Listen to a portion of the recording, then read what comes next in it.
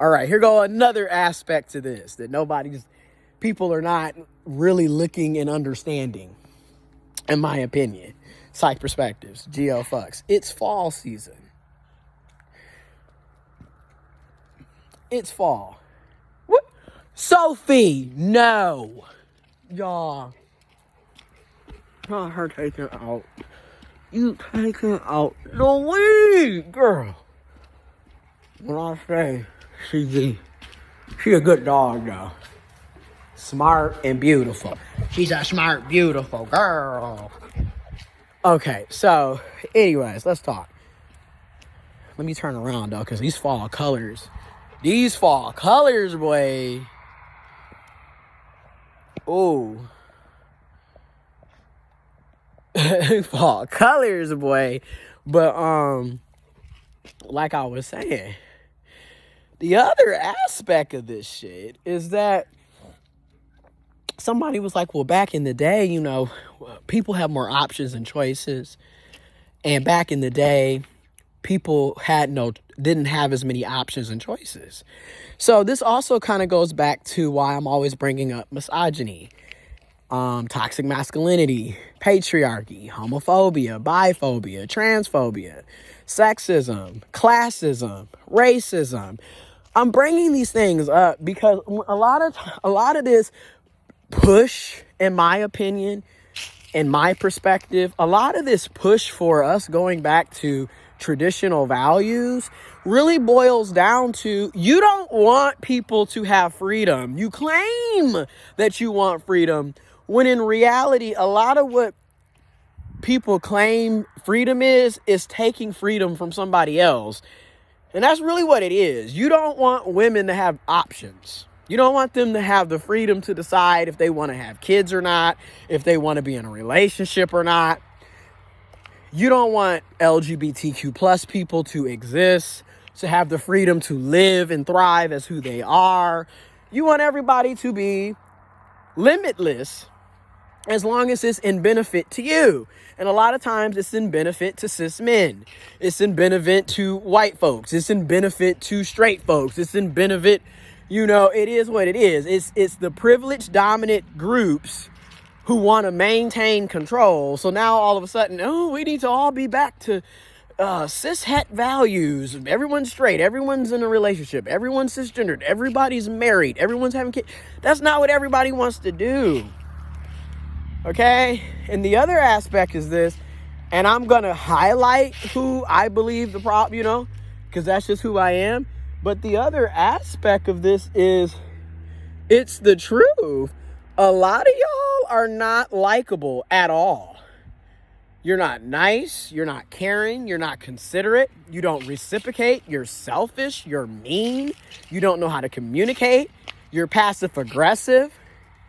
You're very self-centered. You're not a good person, and yet you're wondering why nobody wants to be in a relationship with you. Why people are not interested in settling for BS. People are not interested in settling for mediocrity. People are not interested in settling for bare minimum, because that's just it. I can do bad all by myself. I don't need you. I don't need another person or other people to join the party. Like, what the hell? And yes, I'm focusing it on people in general, but let's be real. It's a lot of cis men who get on here to complain about the single women and or the child-free women or child-free people or the LGBTQ plus. And the reality is nobody has to settle for your bullshit, and you're mad. And it shows. This is why you don't want abortion rights. This is why you want to take away marriage equality and take away other people's rights, because other people having the same fucking freedoms and rights as you scares you, because you're starting to realize, holy shit, if I don't get my shit in order, I'm going to be left alone. I'm going to be left behind. And that scares a lot of people who are mediocre. I'm just going to call a thing a thing. A lot of men are afraid because they're starting to realize, damn, this being selfish and not caring about other people is not making me a prime candidate for a relationship or a marriage, who the fuck is going to want to have kids with somebody that doesn't care about them? And that's how a lot of you are. You don't care about anybody but yourself, and which is so weird, right? And then also to the women, okay? Because you see, y'all complain about me, but I really am quite neutral about a lot of shit if you fucking watch the video and listen. But to the women, a lot of you want to be in relationships and want to be married, want the boyfriend, the husband, the wife, the girlfriend, the partner, you want the children. A lot of y'all want that. But guess what? You can't be sitting up here using people for money, and that's the only thing that you seem to be interested in. Or having the same superficial ass standards for who you're going to talk to. Because a lot of y'all be saying their standards when in reality they're preferences. Right? I'm just being honest. Like, when you listen to a lot of the standards, it sounds like preferences. Because, like, there's so many women who claim to want good men, but let's be real. Yo, good man is very, very, very specific, honey. Because a good man for y'all oftentimes is he has to be 6 feet or taller. He has to be, physically in shape. He can't be bald or be going balding. He's got to be making a certain amount of money, preferably 100,000 and up. There's so many levels to who you're going to talk to. Meanwhile, a good man could be coming into your life, but because he's not 6 feet, you don't pay him no mind. Same thing with you niggas, you cis men, you trans men, you masculine folks. A good person could be coming into your lives, but because she's not light-skinned, or she's not biracial, or she doesn't have a big ass, or she's actually independent and has her own shit, you can't deal with that, but you claim to want a good person. You don't want good people. Y'all want fucking slaves. You want Sims. That's why I made that joke in part 1 where I'm talking about Poochie Boo here. I wish we could train y'all. No, but in reality, people really want folks to be slaves. They don't want people to have free will. This is why a lot of you niggas have a problem with women having their own shit. And then also women, this is why a lot of you women have a problem with men and or masculine people who actually communicate their needs, who actually effectively communicate.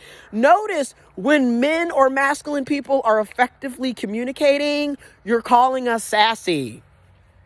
But then in the same breath, complaining about men not opening up and talking to you. But when men open up and talk to you, they're sassy.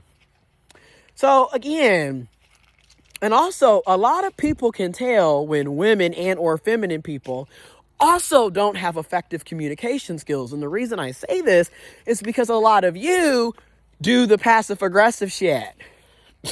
Y'all sit up and want to cuss a person out, yell, scream, belittle, degrade. You weren't upfront and didn't communicate any of this being a problem or these being something that you want. You expect people to mind read. And I'm just going to be honest, I'm not going to say a real man, but a emotionally intelligent masculine person, emotionally intelligent feminine person, an emotionally intelligent person is not going to continue to deal with somebody who can't communicate, who's not direct. Not going to continue to be putting up with somebody yelling and disrespecting them and dragging them for filth 24/7. That's why I said, so you're mad that people have decided, you know what, I can bypass a lot of that by being single.